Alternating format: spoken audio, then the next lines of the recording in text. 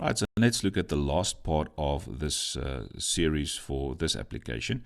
And this will be when we click on an item in the list view or in this recycler view then, and we want to show the text there. Also, if we want to add a new person to the list, we're going to enter the data and click on add person and show it in the list. So let's start with the first thing on how to do the click event here so that we can set data on that part. So we'll need to go back to our list frag.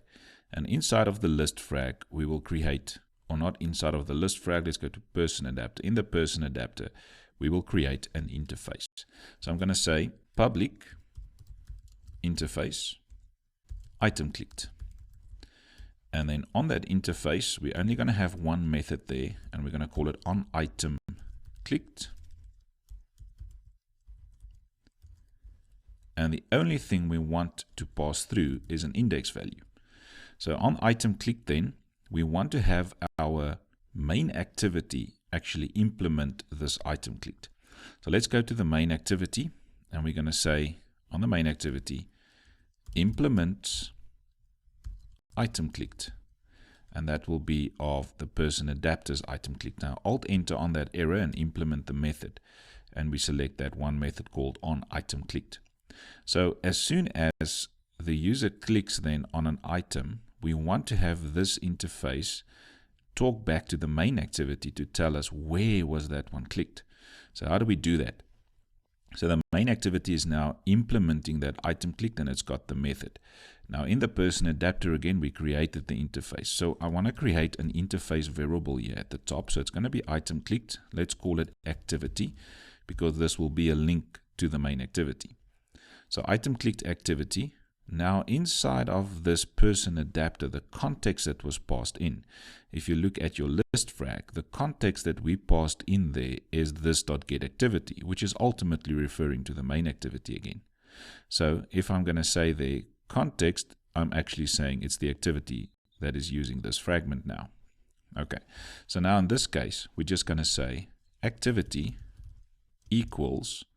Now I'm going to convert this activity to an item clicked and refer to context. So context is now the main activity. So the main activity gets converted to an item clicked.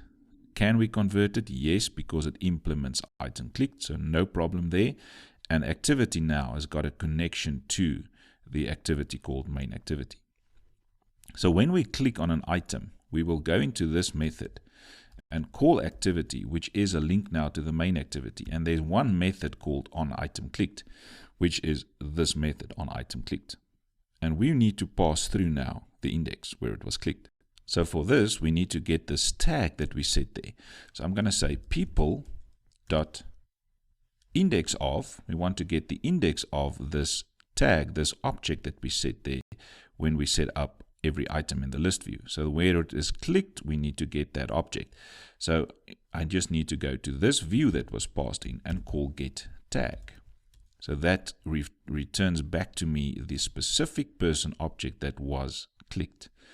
And just to make sure, we will cast this to a person object. Right, so this gives me then the index of where in the list did we click. It passes through that index to this item clicked, and now we can do something with it.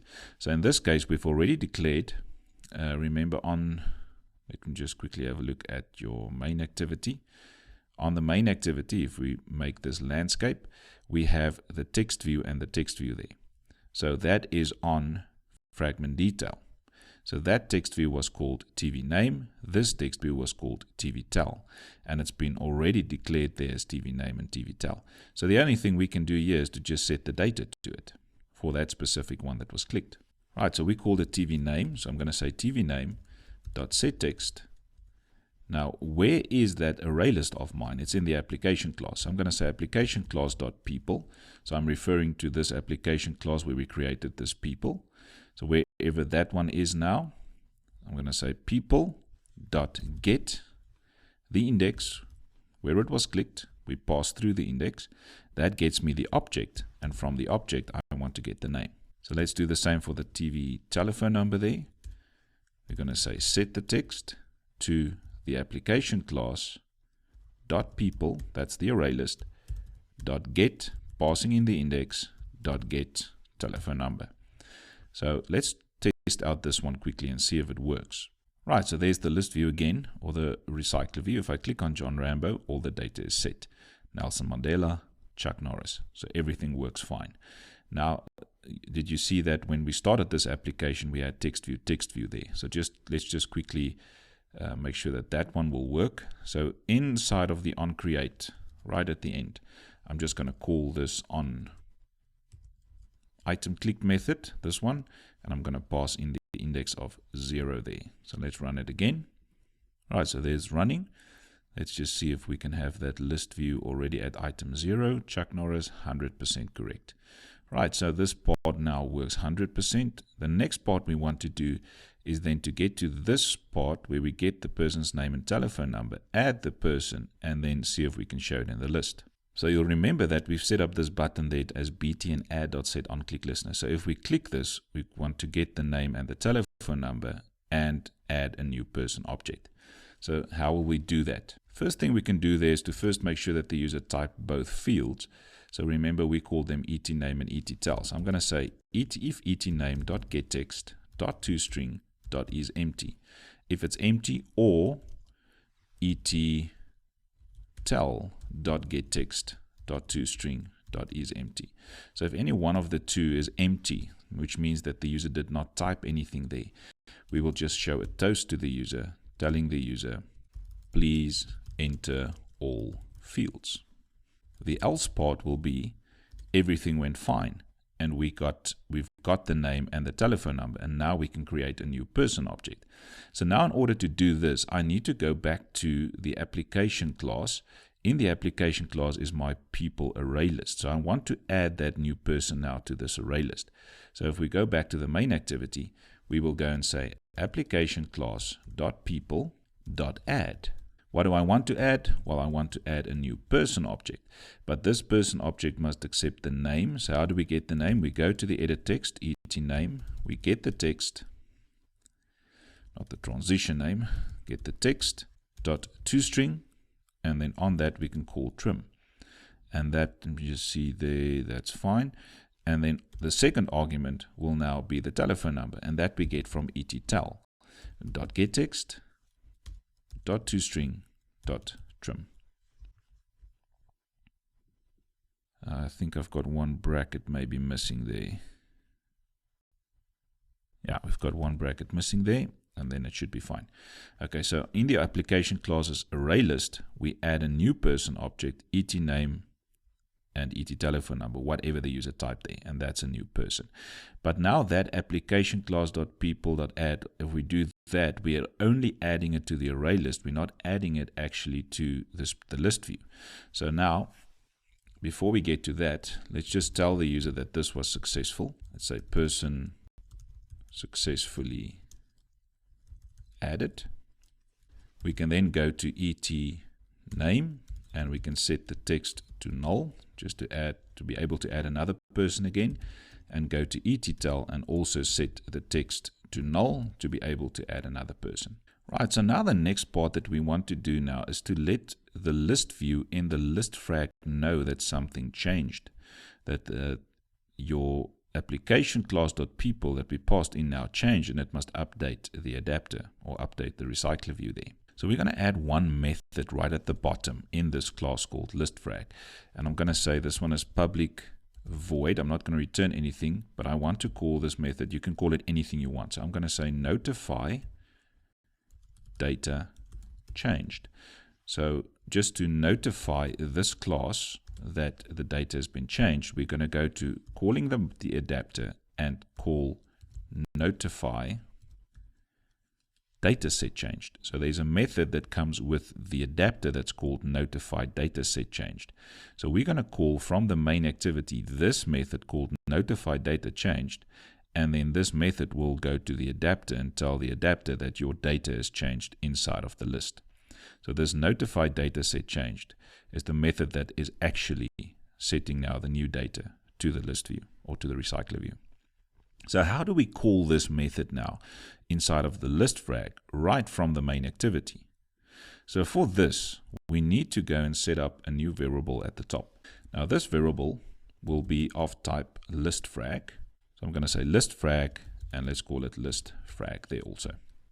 So just to get a hold of this list fragment that we have there.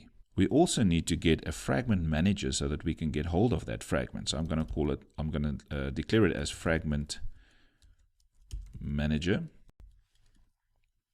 Let's just call it fragment manager as well. And then inside of the onCreate, let's set up that fragment manager quickly.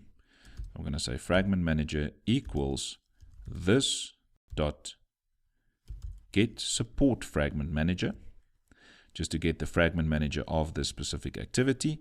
And then we can now refer to that list fragment. So I'm going to say list frag equals cast it to a list fragment, and we're going to go to the fragment manager dot find the fragment by its ID.